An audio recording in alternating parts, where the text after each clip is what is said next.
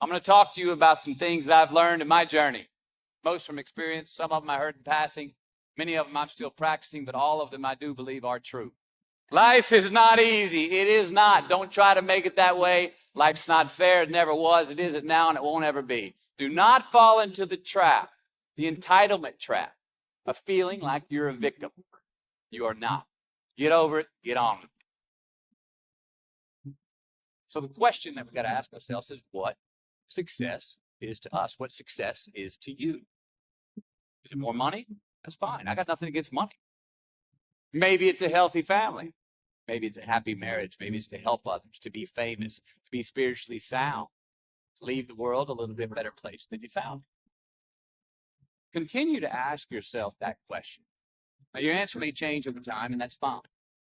But do yourself this favor. Whatever your answer is, don't choose anything that will jeopardize your soul. Prioritize who you are, who you want to be, and don't spend time with anything that antagonizes your character.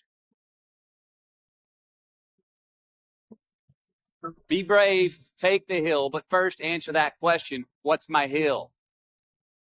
So first, we have to define success for ourselves. And then we have to put in the work to maintain it. Take that daily tally. Tend our garden. Keep the things that are important to us in good shape. Where you are not is as important as where you are.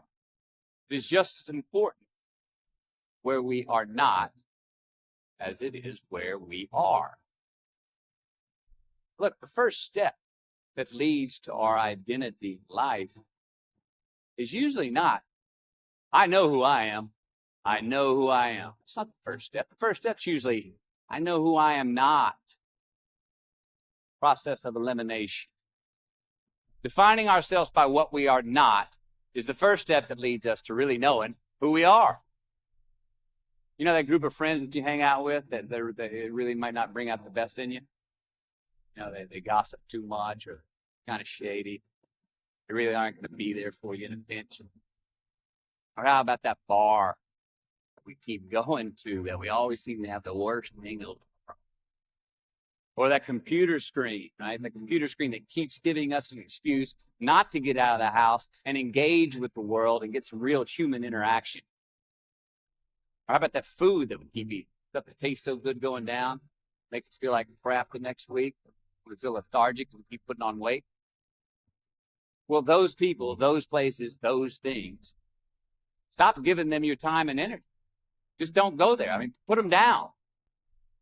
And when you do this, when you do put them down, you quit going there, you quit giving them your time, you inadvertently find yourself spending more time and in more places that are healthy for you, that bring you more joy.